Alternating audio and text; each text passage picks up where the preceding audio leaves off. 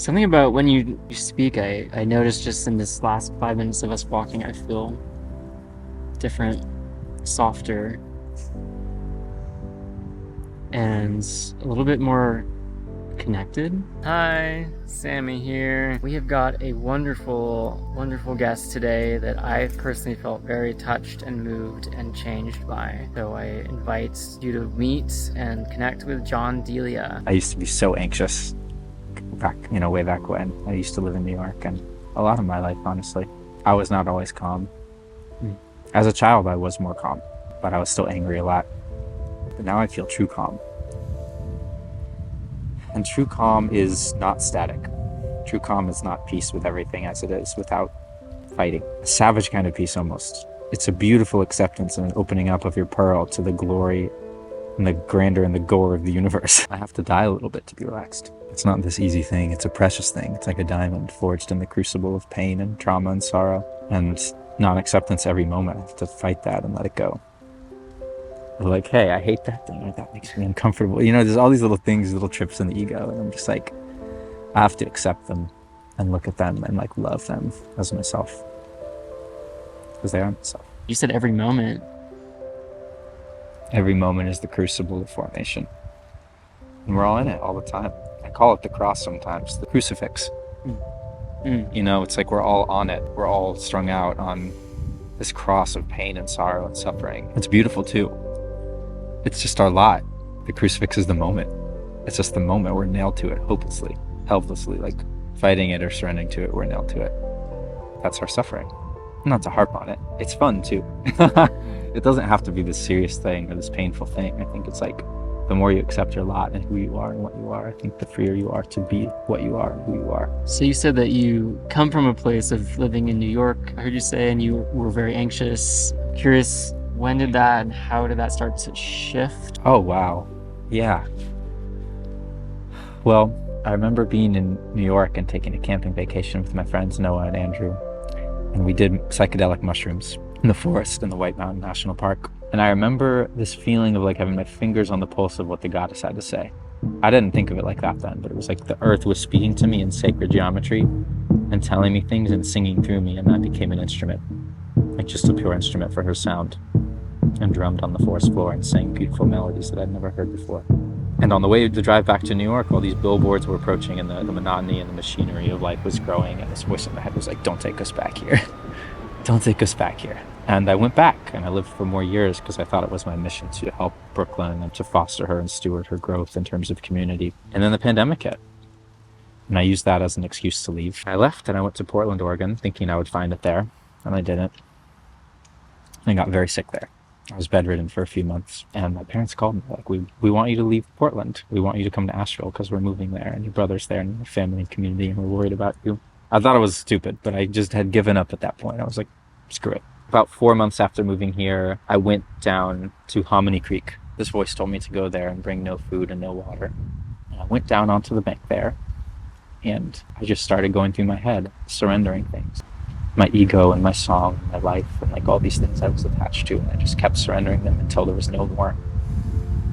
And this voice came into my head, just said, I'm the goddess. And I'd never heard that before. And it said, I'm the goddess and I am the earth. And then I saw myself in a red linen dress with eyeliner on, like androgynous, and looking at me with this serene smile. And it said, I am the goddess and I am the earth. And I am you.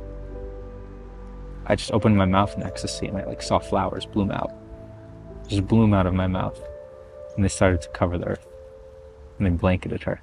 And I saw all time condensed into like one single moment. Just the past and the future on the other side of me, the past and the future. And like I saw hills rolling and time rolling and like 1,000 years and 1,000 infinitude. And that was the opening up, I think, of my experience, the blooming of the field.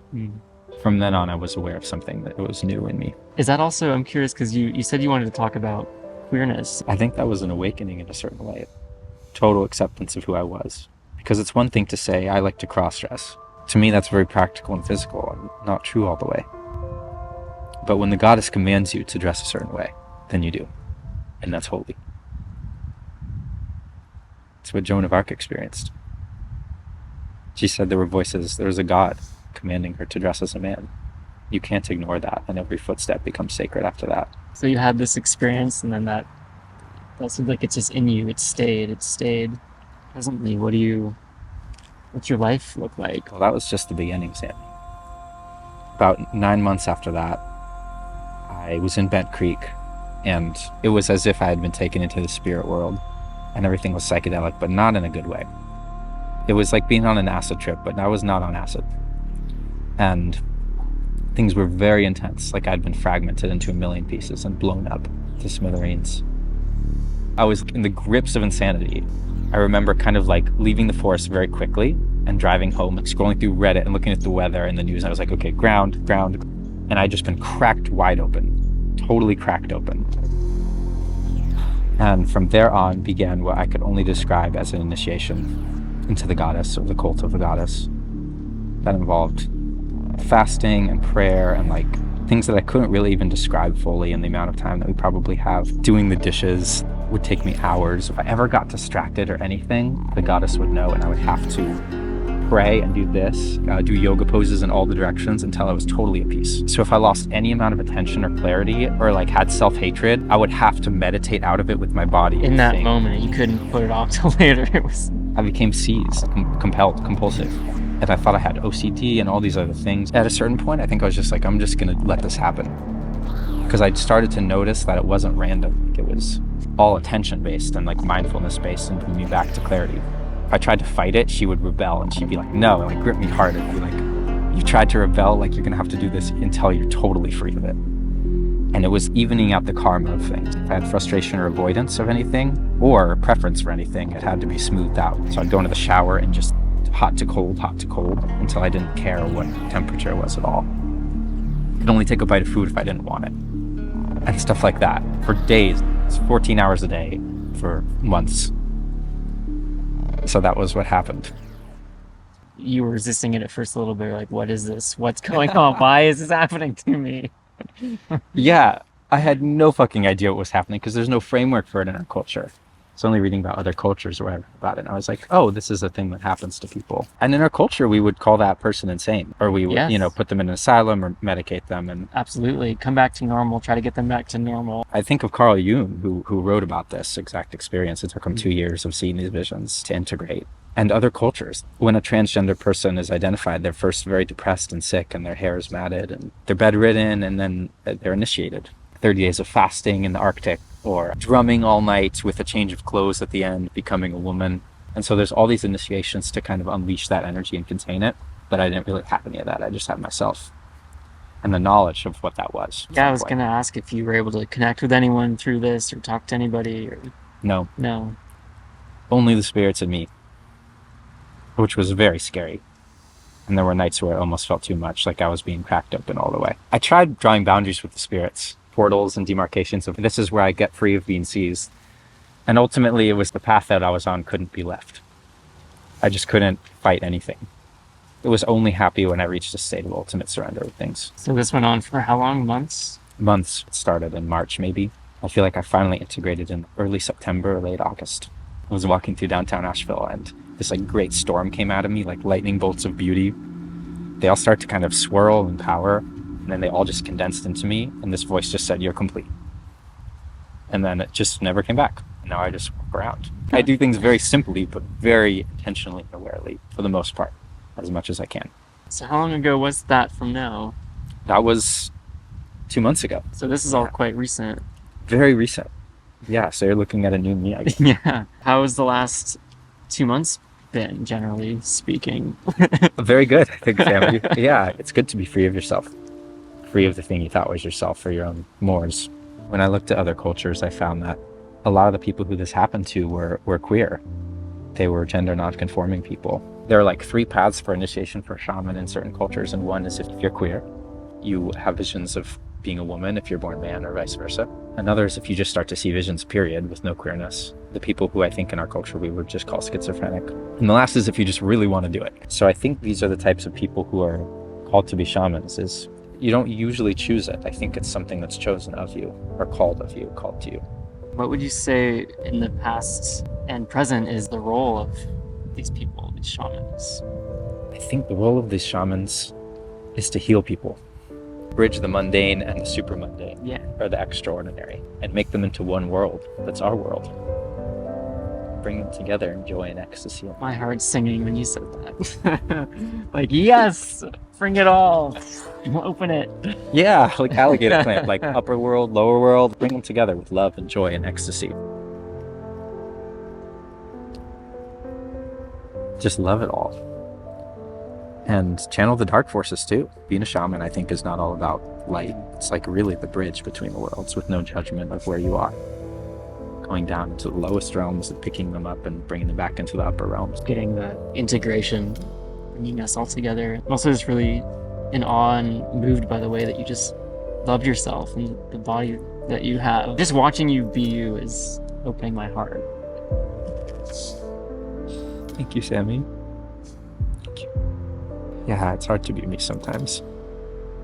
It's hard to be everyone sometimes, or a lot of the time. But my highest meditation is this. This is the final one. And it is, I trust my body completely. It's not religious. I'm not even sure it would be spiritual to me at this point. It's just, I trust my body.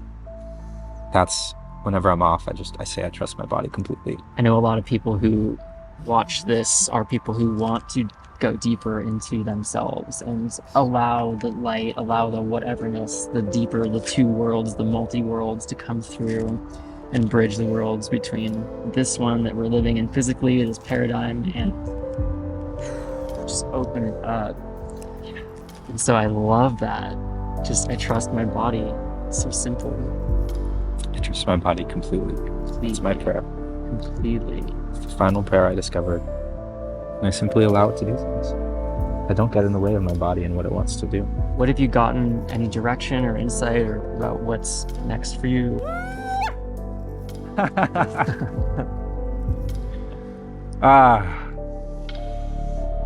First I say thank you. First I say thank you. And then I go from there usually. And from there I say, I love you, Sammy. Thank you for this so much. Thank you. I want to bring it all to the world. As many people as I can bring it to, that joy and that radiance. I want to create cycles of queer initiation and bring back all these things that have been lost to our culture forever. This is so normal. This is so good. This is so the juice of where we want to go. Because it's all been suppressed. In order for capitalism to become capitalism, it had to suppress this element. That I know. It had to suppress the queer, the magical. It had to repress those elements to succeed and conquer the world. And that's what survived. Is this repression of the feminine and the arcane, the magical and the mystical and the unreal and the real. Which we are bringing back. We're bringing it back, baby. I'm opening up a queer living library, which will be centered on ritual and queerness and the discovery of the super mundane and bridging that with the mundane and creating a new cycle of containers of ritual for us to learn and grow and develop. And centered on queerness, but not limited to queerness. You can follow it through Instagram, through my Instagram. Thank you, Sammy. Thank you. Thank you. Thank you so much. I love you. Thank you so much. Body feels so soft too. It's like tension. You're relaxed. I did it. My nervous system is complete. Whoops.